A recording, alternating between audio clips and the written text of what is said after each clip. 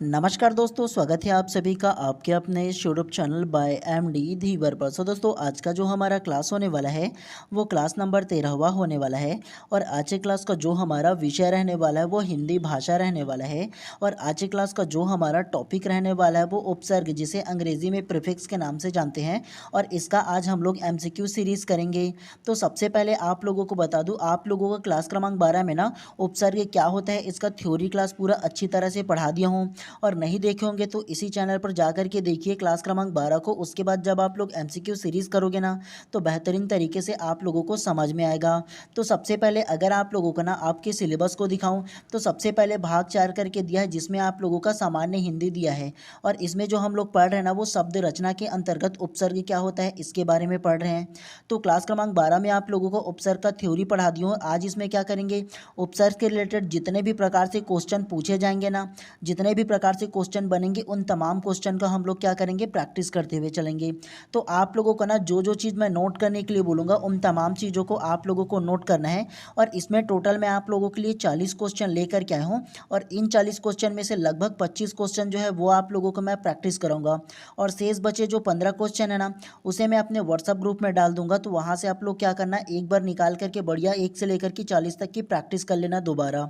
और 15 जो क्वेश्चन है ना वो अलग अलग जो एग्जाम में पूछे गए ना व्यापम के ही, तो वही इंपॉर्टेंट क्वेश्चन को लेकर के आऊँ। तो आप लोगों को पढ़ना बहुत ही ज़्यादा जरूरी है। और जितना भी आप लोगों को टॉपिक पढ़ाऊंगा सारे टॉपिक का एमसीक्यू सीरीज कम से कम 30 से 40 लेकर के आऊँगा। और आप लोग अगर कि 30 से 40 क्वेश्चन का प्रैक्टिस कर लोगे ना तो कहीं और से आप लोगों को पढ़ने की आवश्यकता बिल्कुल भी नहीं पड़ने वाला। केवल है केवल आप लोगों को ये जो पीडीएफ प्रोवाइड करूंगा तो वहाँ से आप लोग पढ़ करके अपनी जो तैयारी है वो बेहतरीन तरीके से कर सकते हो। तो इसीलिए सबसे ज़्यादा जरूरी कि आप लोग क्या करना, व्हाट्सअप ग्रुप को जरूर ज्वाइन कर लेना। अभी भी बहुत टाइम है आप लोगों के पास। तो सारे जो विषय है ना उसका मैं पीडीएफ आप लोगों को प्रोवाइड कर दूंगा, ठीक है। तो अच्छे से आप लोग केवल उसे ही पढ़ करके क्या कर सकते हो, अच्छे नंबर से पास हो सकते हो। तो इसलिए ज़्यादा जरूरी कि आप व्हाट्सअप ग्रुप जरूर ज्वाइन कर लीजिएगा, ठीक है। चलिए अब हम लोग ना पढ़ने के ऊपर फोकस करते हैं। और जो जो चीज़ मैं नोट करने के लिए बोलूँगा उन तमाम चीज़ों को नोट करते हुए चलना है, ठीक है। और जो मैं समझाऊँ ना उतना ही सरल तरीके से आप लोगों को भी समझाते हुए चलूँगा।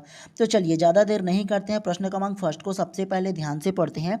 और आप लोग क्या करना, मेरे आंसर लेने से पहले खुद आप लोगों को आंसर लेना और आप लोगों को खुद से प्रैक्टिस करना है। क्यों? क्योंकि जब तक कि आप लोग खुद से प्रैक्टिस नहीं करोगे, खुद आंसर नहीं लोगे तो एग्जाम में कौन बताने आएगा जी। जो आप एग्जाम में आंसर लोगे उसके आधार पर यह डिसाइड होगा कि आप कितना नंबर ला सकते हो और उसके आधार पर आप लोगों का कॉलेज अलॉट होगा। तो इसलिए ज़्यादा जरूरी कि आप खुद से प्रैक्टिस करते हुए चलना है, ठीक है। चलिए ज़्यादा देर नहीं करते हैं, प्रश्न क्रमांक फर्स्ट को सबसे पहले आप ध्यान से पढ़िए। उपसर्ग किसे कहते हैं? ऑप्शन ए, जो शब्द के पीछे जुड़े। ऑप्शन बी, शब्द के मध्य में जुड़े। ऑप्शन सी, शब्द के आगे जुड़े। या ऑप्शन डी, जो शब्द के आगे पीछे जुड़े। तो क्या इसका आंसर हो सकता है?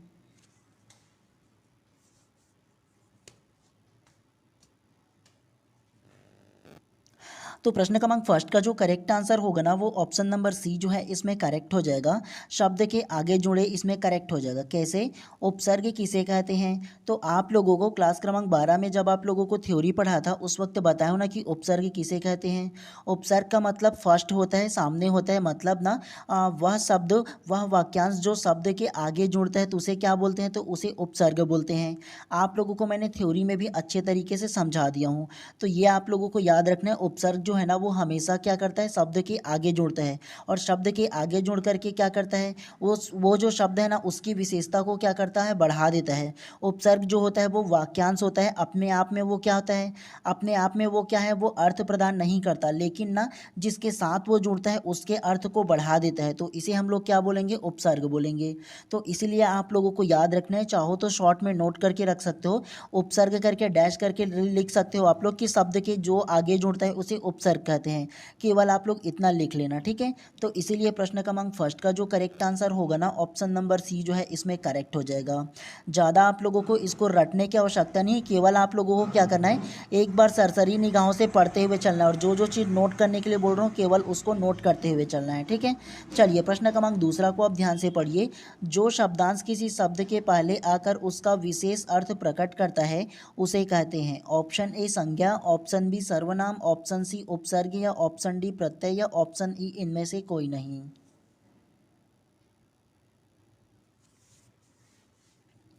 तो प्रश्न क्रमांक दूसरा का जो करेक्ट आंसर होगा ना वो ऑप्शन नंबर सी उपसर्ग इसमें करेक्ट हो जाएगा। कैसे?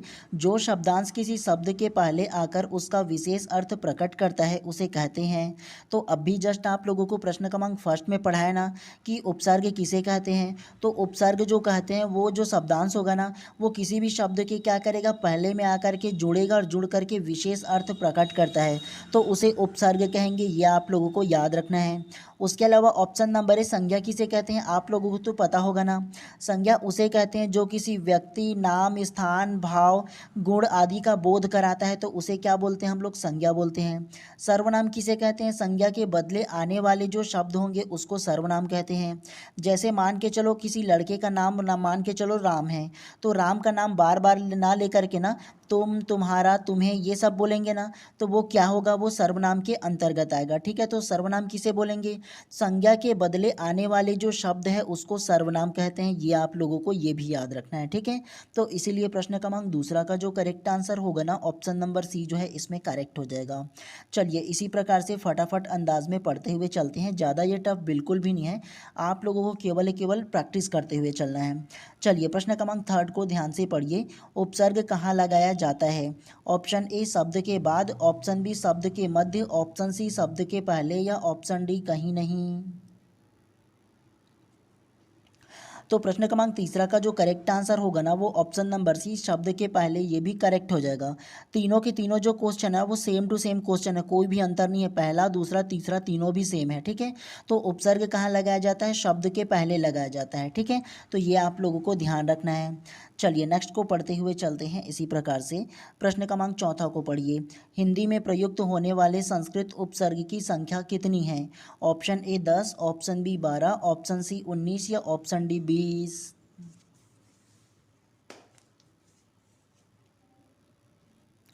तो प्रश्न क्रमांक 4 का जो करेक्ट आंसर है ना वो व्यापम के द्वारा विलुप्त कर दिया गया है। क्यों विलुप्त किया गया है? तो सबसे पहले प्रश्न क्रमांक चौथा को पढ़िए। हिंदी में प्रयुक्त होने वाले संस्कृत उपसर्ग की संख्या कितनी है? तो हिंदी में जो प्रयोग होते हैं ना संस्कृत उपसर्ग, उसकी जो संख्या है वो टोटल 22 है। मैं आप लोगों को थ्योरी में इसको पढ़ा चुका हूँ। क्या? तो संस्कृत उपसर्ग की जो संख्या है ना वो टोटल 22 है हिंदी में। तो ये आप लोगों को याद रखना है। लेकिन इसमें ऑप्शन में देखो दिया ही नहीं गया है। Option A 10, option B 12, option C 19 और ऑप्शन डी 20 दिया है, जबकि इसकी संख्या 22 है। तो इसके वजह से व्यापम ने क्या किया गया है, एडीओ जो एग्जाम हुआ था 2017 में ना, तो उसमें पूछा गया था और इसमें क्या किया गया था, इसे विलोपित कर दिया गया था। अगर आप लोगों को ये पता चले ना कि कोई प्रश्न इसमें से ऑप्शन में नहीं है, विलोपित किया जाएगा, फिर भी आप लोगों को कोई ना कोई ऑप्शन इसमें क्या करना है, टिक मारना है आप लोगों को। क्यों? क्योंकि अगर आप लोगों को नंबर दिया जाएगा ना तो जो जो टिक मारे रहेंगे तो उनको ही नंबर दिया जाएगा, और नहीं दिया जाएगा तो फिर किसी को नहीं दिया जाएगा। तो इसीलिए आप लोगों को क्या करना है, खाली नहीं छोड़ना है। क्यों? क्योंकि आप लोगों का जो एग्जाम होने वाला है ना, चाहे वो प्री बीएड एंट्रेंस एग्जाम हो चाहे वो प्री डीएलएड एंट्रेंस एग्जाम हो, उसमें माइनस मार्किंग बिल्कुल भी नहीं है। तो सारे के सारे क्वेश्चन को क्या करना है, अटेम्प्ट करके आना है। तो ये आप लोगों को ध्यान रखना है। उसके अलावा आप लोगों को थ्योरी क्लास में एक चीज़ और पढ़ाया हूँ ना, वासुदेव नंदन प्रसाद के अनुसार हिंदी में प्रयुक्त होने वाले संस्कृत की संख्या कितनी है, मतलब संस्कृत उपसर्ग की संख्या कितना है, 19 है। कितना? तो 19 है। इसके अनुसार वासुदेव नंदन प्रसाद के अनुसार अगर नाम लेके इसमें बोला जाता तो ऑप्शन नंबर सी को लेते, लेकिन नाम नहीं लिया है तो क्या लेंगे, ऑप्शन नंबर इसमें क्या है, कोई भी नहीं दिया है 22 ना, तो 22 को लेना है आप लोगों को। ठीक है, तो ये आप लोगों को ध्यान रखना है। तो इसीलिए प्रश्न क्रमांक 4 का जो करेक्ट आंसर होगा ना वो विलुप्त हो जाएगा। तो ये आप लोगों को ध्यान रखना है इसके बारे में। ठीक है, चलिए नेक्स्ट को पढ़ते हुए चलते हैं इसी प्रकार से। चलिए प्रश्न क्रमांक 5वां को ध्यान से पढ़िए। नी उपसर्ग लगाने से शब्द का अर्थ है। ऑप्शन ए स्पष्ट हो जाता है, ऑप्शन बी विपरीत हो जाता है, ऑप्शन सी विशिष्ट हो जाता है, या ऑप्शन डी असामान्य हो जाता है। तो प्रश्न क्रमांक 5 का जो करेक्ट आंसर होगा ना वो ऑप्शन नंबर बी इसमें करेक्ट हो जाएगा, विपरीत हो जाता है, करेक्ट हो जाएगा। कैसे?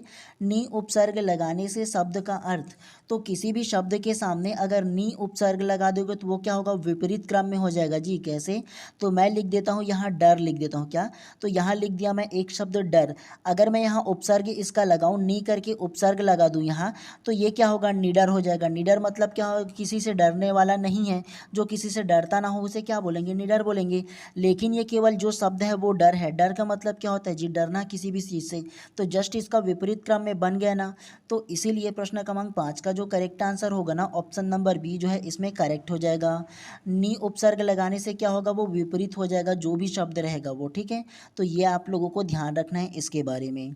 चलिए नेक्स्ट प्रश्न को पढ़ते हुए चलते हैं इसी प्रकार से। अब चलिए प्रश्न क्रमांक 6वां को ध्यान से पढ़िए। आमरण शब्द के प्रारंभ में लगे आ को व्याकरण की दृष्टि से क्या कहते हैं? ऑप्शन ए मूल शब्द, ऑप्शन बी उपसर्ग, ऑप्शन सी प्रत्यय या ऑप्शन डी तद्धित प्रत्यय।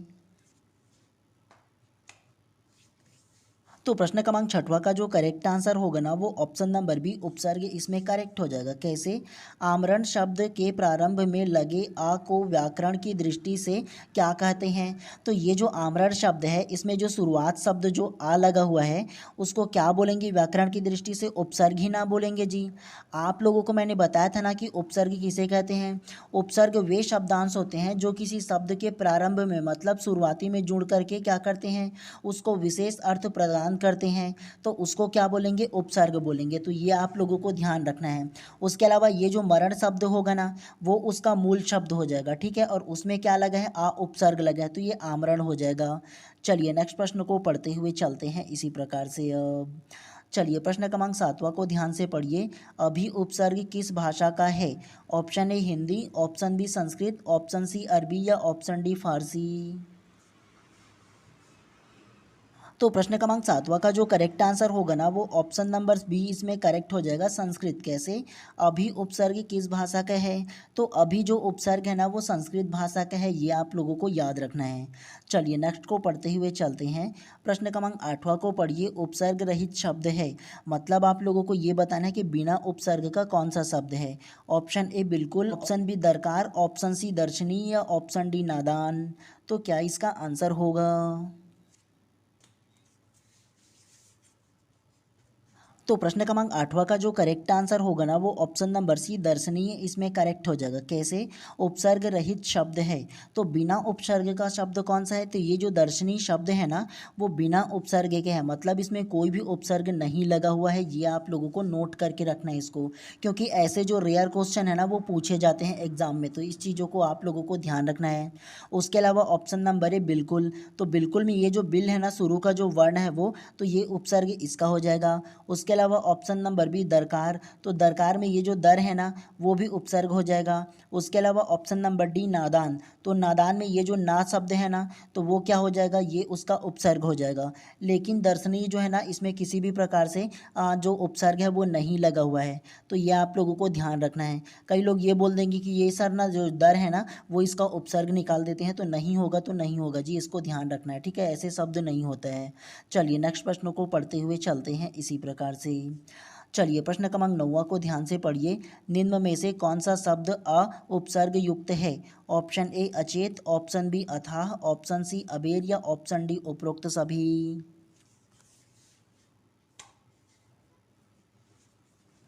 तो प्रश्न क्रमांक 9वां का जो करेक्ट आंसर होगा ना, वो ऑप्शन नंबर डी उपरोक्त सभी इसमें करेक्ट हो जाएगा। कैसे? निम्न में से कौन सा शब्द अ उपसर्ग युक्त है? तो ये जो अ उपसर्ग युक्त शब्द है ना, वो अचेत भी हो जाएगा, अथाह भी हो जाएगा और अबेर भी हो जाएगा। शुरुआत में देखो ना जी, तीनों के तीनों शब्द में क्या लिखा है? अ उपसर्ग लगा हुआ है, तो इसीलिए प्रश्न क्रमांक 9 का जो करेक्ट आंसर होगा ना, ऑप्शन नंबर डी जो है इसमें करेक्ट हो जाएगा। चलिए नेक्स्ट को पढ़ते हुए चलते हैं इसी प्रकार से। चलिए प्रश्न क्रमांक 10वां को पढ़िए। आगमन में कौन सा उपसर्ग है? ऑप्शन ए न, ऑप्शन बी गम, ऑप्शन सी मन या ऑप्शन डी आ। तो प्रश्न क्रमांक 10वां का जो करेक्ट आंसर होगा ना, वो ऑप्शन नंबर डी आ इसमें करेक्ट हो जाएगा। कैसे? आगमन में कौन सा उपसर्ग है? तो आपको बताया ना कि शुरुआती का जो वर्ण होता है वो क्या होगा? उसका उपसर्ग होगा। तो ये जो आगमन में आ जो है ना, वो क्या होगा? इसका उपसर्ग हो जाएगा। उसके अलावा जो गमन है क्या, तो उसके अलावा जो गमन है वो उसका मूल शब्द हो जाएगा, तो ये मूल शब्द हो जाएगा और आ उसमें उपसर्ग लगा है, ठीक है। तो इसीलिए प्रश्न क्रमांक 10 का जो करेक्ट आंसर है, ऑप्शन नंबर डी जो है वो करेक्ट हो जाएगा। देखने से ही एक बार में पता चल जाएगा जी, आप लोगों को मैं थ्योरी क्लास में इसीलिए बताया था। चलिए प्रश्न क्रमांक 11वां को ध्यान से पढ़िए। निम्नलिखित में से उर्दू उपसर्ग युक्त शब्द का चयन कीजिए। Option A Agam, option B भरपेट, ऑप्शन सी पुरातन या ऑप्शन डी सरकार। तो प्रश्न क्रमांक 11 का जो करेक्ट आंसर होगा ना वो ऑप्शन नंबर डी सरकार इसमें करेक्ट हो जाएगा। कैसे? निम्नलिखित में उर्दू उपसर्ग युक्त शब्द का चयन कीजिए। तो उर्दू उपसर्ग युक्त जो शब्द होंगे वो सरकार इसमें करेक्ट हो जाएगा। तो ये आप लोगों को याद रखना है। क्यों? क्योंकि ये जो है ना वो उर्दू उपसर्ग युक्त शब्द से बना हुआ है। ठीक है। उसके अलावा ऑप्शन नंबर ए अगम। तो अगम में कौन सा उपसर्ग लगा है? तो ये अ जो है ना वो उपसर्ग लगा है। भरपेट में क्या उपसर्ग लगा है? भर उपसर्ग लगा है। पुरातन में क्या लगा है? तो पूरा जो है ना वो उपसर्ग लगा है। तो ऐसे देखते ही आप लोगों से बनना चाहिए इस प्रकार के जो क्वेश्चन होंगे वो। ठीक है। चलिए प्रश्न क्रमांक 12वां को ध्यान से पढ़िए। निम्नलिखित शब्दों में से किस शब्द में उपसर्ग का प्रयोग किया गया है? ऑप्शन ए अर्थ, ऑप्शन बी साहस, ऑप्शन सी आहार या ऑप्शन डी लाभ। तो प्रश्न क्रमांक 12 का जो करेक्ट आंसर होगा ना वो ऑप्शन नंबर सी आहार करेक्ट हो जाएगा। कैसे? निम्नलिखित शब्दों में से किस शब्द में उपसर्ग का प्रयोग किया गया है? तो उपसर्ग का जो प्रयोग किया गया है ना वो ऑप्शन नंबर सी आहार जो है ना उसमें उपसर्ग का प्रयोग किया है। और ये जो आहार है वो उसमें कौन सा उपसर्ग है? तो आहार में ये जो आ है ना वो उपसर्ग है। बाकी ये जो हार लिखा हुआ है वो उसका मूल शब्द है। तो इन दोनों को आप लोगों को याद रखना है। ठीक है। तो इस प्रकार से प्रश्न क्रमांक 12 का जो करेक्ट आंसर होगा ना वो ऑप्शन नंबर सी जो है इसमें करेक्ट हो जाएगा। बाकी ऑप्शन ए, ऑप्शन बी और ऑप्शन सी ये इसमें ना उपसर्ग नहीं लगा है। तो ये भी ध्यान रखना है आप लोगों को। चलिए नेक्स्ट को पढ़ते हुए चलते हैं इसी प्रकार से। चलिए प्रश्न क्रमांक 13वां को ध्यान से पढ़िए। निम्नलिखित में उपसर्ग शब्द नहीं है। ऑप्शन ए निरोग, ऑप्शन बी अवगुण, ऑप्शन सी कमक्ल या ऑप्शन डी बुझक्कड़।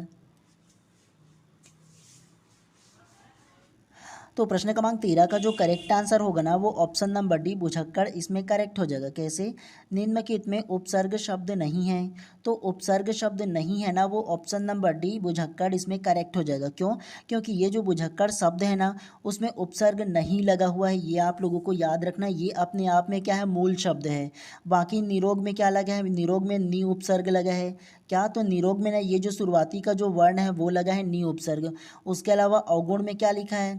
तो अवगुण में जो अव है ना वो उसका उपसर्ग निकल जाएगा। कामक्ल में क्या निकल जाएगा? ये जो कम है ना वो उसका उपसर्ग निकल जाएगा। तो इन तीनों को आप लोगों को क्या करना है? याद रखना है इसके बारे में। तो इसीलिए प्रश्न क्रमांक 13 का जो करेक्ट आंसर होगा ना ऑप्शन नंबर डी जो है इसमें करेक्ट हो जाएगा। चलिए नेक्स्ट को पढ़ते हुए चलते हैं इसी प्रकार से। अब चलिए प्रश्न क्रमांक 14 को ध्यान से पढ़िए। गैर किस भाषा का उपसर्ग है? Option A Hindi, option B Sanskrit, option C अंग्रेजी या ऑप्शन डी अरबी फारसी। तो प्रश्न क्रमांक 14 का जो करेक्ट आंसर होगा ना वो ऑप्शन नंबर डी अरबी फारसी करेक्ट हो जाएगा। कैसे? गैर किस भाषा का उपसर्ग है? तो ये जो गैर है ना वो अरबी फारसी भाषा का उपसर्ग है। चाहो तो इसको भी आप लोग क्या कर सकते हो? नोट करके रख सकते हो। ठीक है। तो इसीलिए प्रश्न क्रमांक 14 का जो करेक्ट आंसर होगा ऑप्शन नंबर डी जो है इसमें करेक्ट हो जाएगा।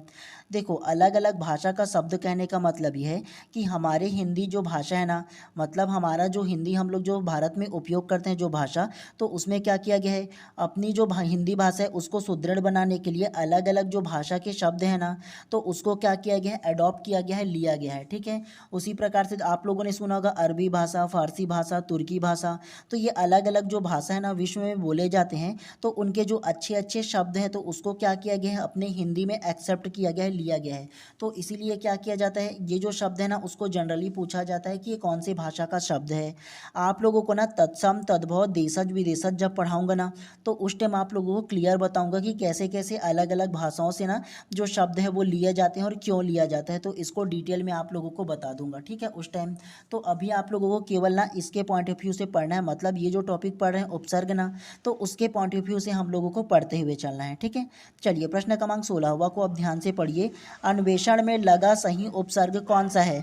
ऑप्शन ए अ, ऑप्शन बी अपि, ऑप्शन सी अनु या ऑप्शन डी अप। तो प्रश्न क्रमांक 15 का जो करेक्ट आंसर होगा ना वो ऑप्शन नंबर सी अनु इसमें करेक्ट हो जाएगा। कैसे? अन्वेषण में लगा सही उपसर्ग कौन सा है? तो ये जो अन्वेषण शब्द है इसमें क्या लगा है? तो अनु उपसर्ग लगा है। कैसे? तो अनुधन एषण बराबर क्या होगा? अन्वेषण हो जाएगा। क्या? तो अनुधन एषण बराबर अन्वेषण हो जाएगा। तो ये जो शुरुआती का जो अनु होगा ना वो इसमें उपसर्ग लगा हुआ है। ये आप लोगों को याद रखना है इसमें। ठीक है। तो इसीलिए प्रश्न क्रमांक 15 का जो करेक्ट आंसर होगा ऑप्शन नंबर सी जो है इसमें करेक्ट हो जाएगा। चलिए नेक्स्ट को पढ़ते हुए चलते हैं इसी प्रकार से। अब चलिए प्रश्न क्रमांक 16वां को ध्यान से पढ़िए। खुशबू में कौन सा उपसर्ग है?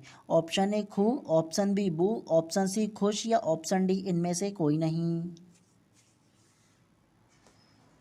तो प्रश्न क्रमांक 16 का जो करेक्ट आंसर होगा ना वो ऑप्शन नंबर सी खुश इसमें करेक्ट हो जाएगा। कैसे? खुशबू में कौन सा उपसर्ग है? तो खुशबू ये जो शब्द दिया है उसमें जो उपसर्ग लगा है ना वो खुश लगा है। कैसे? तो देखो ये जो खुशबू शब्द है इसका जो शुरुआती का जो दो वर्ण होगा ना वो क्या होगा, इसमें उपसर्ग हो जाएगा। ठीक है, और ये जो बू सिर्फ लिखा हुआ है ना तो वो उसका मूल शब्द हो जाएगा। तो ये आप लोगों को याद रखना है इसके बारे में। ठीक है, अक्सर इस प्रकार की जो प्रश्न है ना वो पूछे जाते हैं। और कई लोगों ने क्या आंसर लिए होंगे, ऑप्शन नंबर ए को ले लिए होंगे, क्योंकि खुश धन बू ऐसे करके ले लेते हैं बोल करके। तो ये नहीं होगा, ये आप लोगों को ध्यान रखना है। ठीक है, चलिए नेक्स्ट को पढ़ते हुए चलते हैं इसी प्रकार से।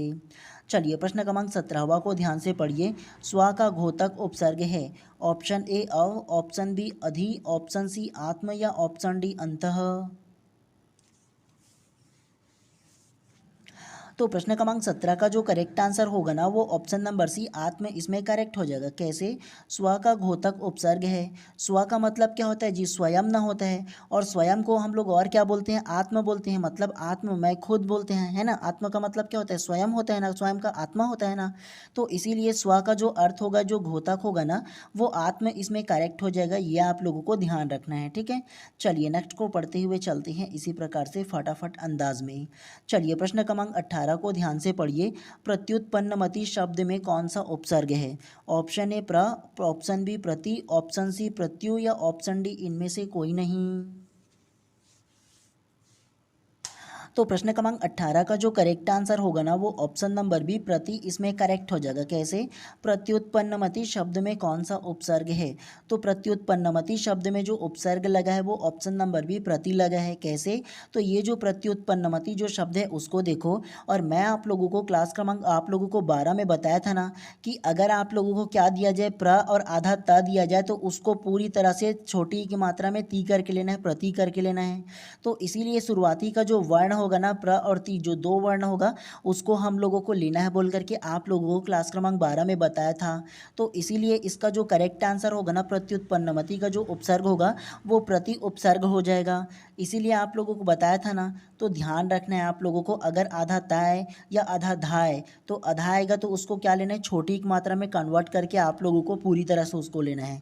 तो इसीलिए प्रश्न क्रमांक 18 का जो करेक्ट आंसर होगा ना वो ऑप्शन नंबर बी प्रति इसमें करेक्ट हो जाएगा। चलिए नेक्स्ट को पढ़ते हुए चलते हैं इसी प्रकार से। चलिए प्रश्न क्रमांक 19 को ध्यान से पढ़िए।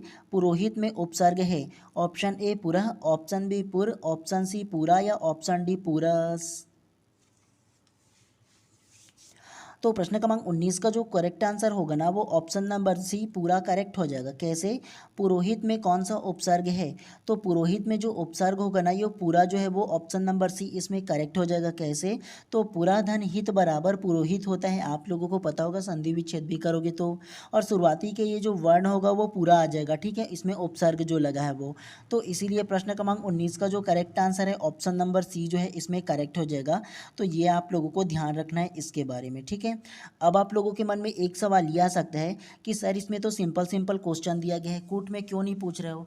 तो एक चीज़ आप लोगों को हमेशा मैं अपने क्लास में बोलता हूँ, आज भी बता रहा हूँ, आप लोग ना जितना से जितना ज़्यादा हो सके, जितना भी कोई भी टॉपिक आप लोग पढ़ते हो ना तो उस टॉपिक के ज़्यादा से ज़्यादा जो डाटा है उसको कलेक्ट करके आप लोगों को रखना है, समझ करके रखना है। क्यों?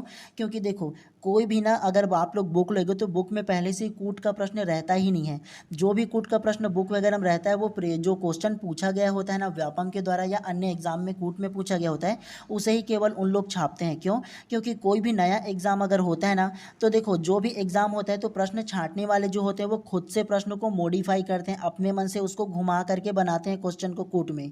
तो इसीलिए आप लोगों को क्या करना है, ज़्यादा से ज़्यादा इसका जो डाटा है उसको कलेक्ट करना है, इन्फॉर्मेशन को कलेक्ट करना है कि क्या क्या हो सकता है, कैसे हो सकता है, इस प्रकार से। और ज़्यादा आप लोगों को अगर की नॉलेज होगा ना तो कैसे भी कूट में पूछे आराम से बन जाएगा। और आप लोग सोचोगे कि मेरे को पहले से कूट में पढ़ना है, तो ऐसा कुछ भी नहीं होता है, ये ध्यान रखना है।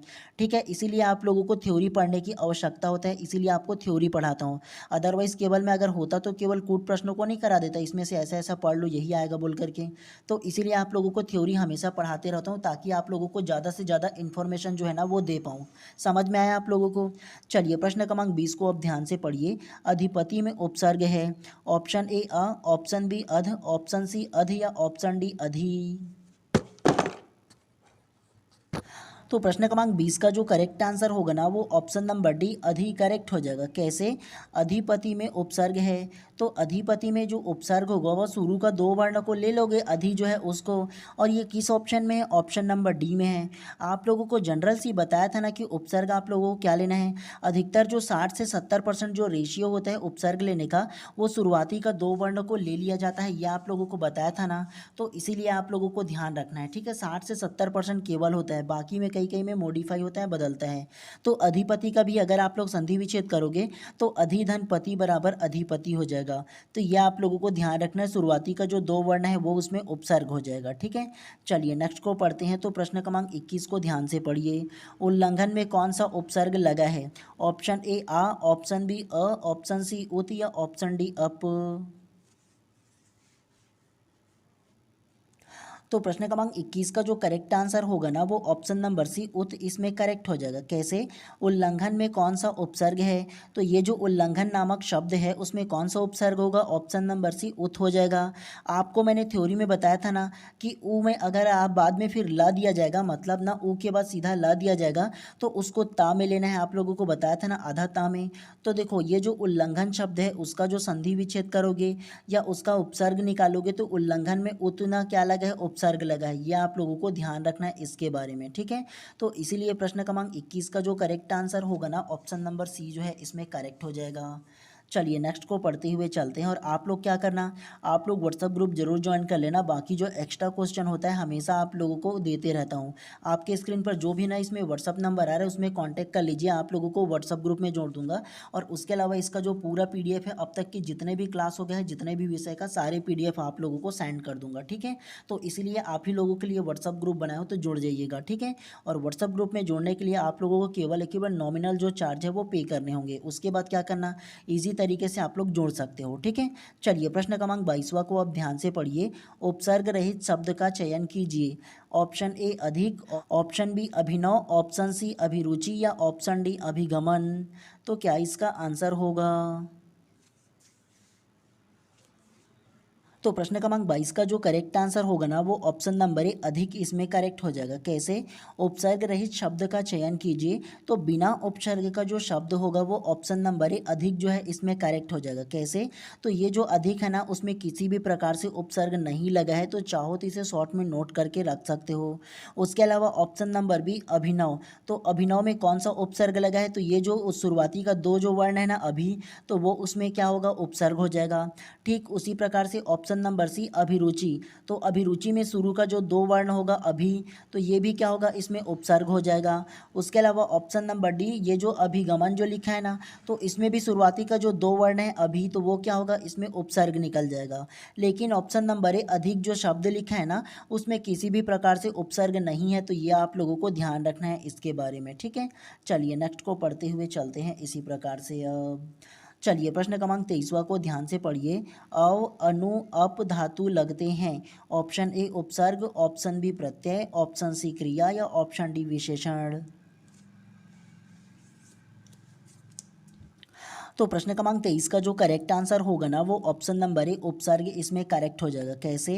अव अनु अप धातु लगते हैं, तो ये जो अव अनु अप जो धातु है ना वो उपसर्ग के समान ही लगते हैं जी, उपसर्ग में ही ना लगते हैं।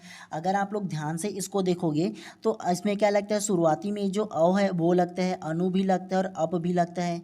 ये तीनों के तीनों उपसर्ग के फॉर्म में है ना, तो इसीलिए प्रश्न क्रमांक 23 का जो करेक्ट आंसर होगा ना ऑप्शन नंबर ए जो है इसमें करेक्ट हो जाएगा। ठीक है, और एक चीज़ चीज़ आप लोगों को ध्यान रखना है, हमेशा आप लोग क्या करो, कोई भी प्रश्न को पढ़ते हो ना तो पहले खुद आंसर लेने की कोशिश करना है आप लोगों को। उसके बाद देखा करो कि क्या आप लोगों ने जो आंसर लिया वो सही हो रहा है या गलत है, और गलत हो रहा है तो सुधारने की कोशिश करो। जितना ज़्यादा प्रैक्टिस करोगे उतना बेहतर होगा आपके एग्ज़ाम के लिए, ठीक है। और आप लोगों के पास अभी लगभग लगभग कितना 50 दिनों का टाइम बचा हुआ है, तो अच्छे से पढ़िए, हो जाएगा। 50 दिन बहुत होता है, ठीक है। चलिए नेक्स्ट प्रश्न को पढ़ते हैं। प्रश्न क्रमांक 24 को पढ़िए। उपसर्ग की सहायता से निर्मित पारिभाषिक शब्द है। ऑप्शन ए शपथ पत्र, ऑप्शन बी परिवहन, ऑप्शन सी उच्च न्यायालय या ऑप्शन डी विनिमय पत्र। तो प्रश्न क्रमांक 24 का जो करेक्ट आंसर होगा ना वो ऑप्शन नंबर बी परिवहन करेक्ट हो जाएगा। कैसे? उपसर्ग की सहायता से निर्मित पारिभाषिक शब्द है, तो उपसर्ग की सहायता से जो निर्मित पारिभाषिक शब्द है ना वो परिवहन इसमें करेक्ट हो जाएगा। और परिवहन में कौन सा उपसर्ग लगा है, तो शुरुआती का जो 2 वर्ण परि है ना वो उसमें क्या लगा है, तो इसमें उपसर्ग लगा है। उसके बाद ये जो वाहन लिखा हुआ है जो बाद में शब्द है ना वो उसका मूल शब्द है। तो इसीलिए प्रश्न क्रमांक 24 का जो करेक्ट आंसर होगा ना ऑप्शन नंबर बी जो है इसमें करेक्ट हो जाएगा। चलिए नेक्स्ट को पढ़ते हुए चलते हैं। तो प्रश्न क्रमांक 25 को ध्यान से पढ़िए।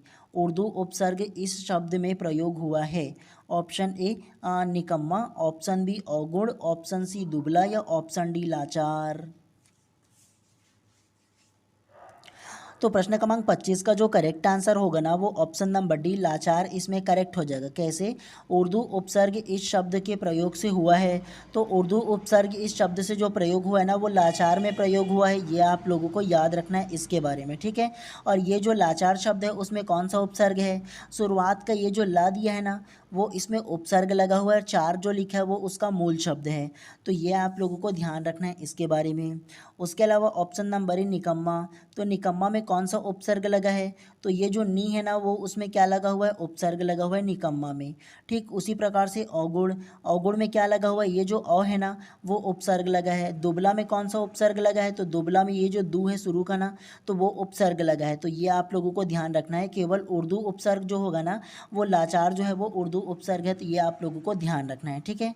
अब आप लोगों को ना प्रश्न क्रमांक 26 से लेकर के आप लोगों का प्रश्न क्रमांक 40 तक की जितने भी इसमें अब क्वेश्चन है ना वो मैं अपने पीडीएफ फॉर्म पे क्या करूँगा, व्हाट्सअप ग्रुप में डाल दूंगा पूरा पीडीएफ को। मतलब ना प्रश्न क्रमांक 1 से लेकर के 40 तक के जितने भी क्वेश्चन हैं वो सारे क्वेश्चन को अपने पीडीएफ बना करके क्या करूँगा, इसको अपने व्हाट्सअप ग्रुप में डाल दूंगा। तो अभी तक के आप लोगों ने व्हाट्सअप ग्रुप ज्वाइन नहीं किया होगा तो कर लेना। आपके स्क्रीन पर जो नंबर आ रहा है उस पर कॉन्टैक्ट करके व्हाट्सअप ग्रुप जरूर ज्वाइन कर लेना। सारे विषय का जो एक्स्ट्रा क्वेश्चन होते हैं ना, जो इंपॉर्टेंट क्वेश्चन होता है जो एग्जाम में आने लायक होता है, तो इस प्रकार के प्रश्नों को क्या करता हूँ मैं अपने व्हाट्सअप ग्रुप में ही डालता हूँ, अन्य किसी टेलीग्राम वगैरह चैनल पे नहीं डालता हूँ, केवल व्हाट्सअप ग्रुप में डालता हूँ। जो पढ़ने में सिंसियर है केवल उन्हीं के लिए ये चैनल बनाया हूँ मैं, ठीक है। तो अगर आप लोगों ने ज्वाइन नहीं किया होगा तो कर लीजिए, सारे आप लोगों को पीडीएफ मिल जाएगा, जो अभी तक की जितने भी क्लास हुए सारे क्लास का मिल जाएगा आप लोगों को। और अभी आप लोगों के पास 50 दिन है, बहुत है, 50 दिन अच्छे से पढ़ाई कर सकते हो और अच्छे से नंबर भी ला सकते हो, ठीक है। चलिए आप सभी लोगों का दिन शुभ एवं मंगलमय हो, अच्छे से पढ़ाइएगा आप लोग, ठीक है। चलिए मिलते हैं नेक्स्ट क्लास में।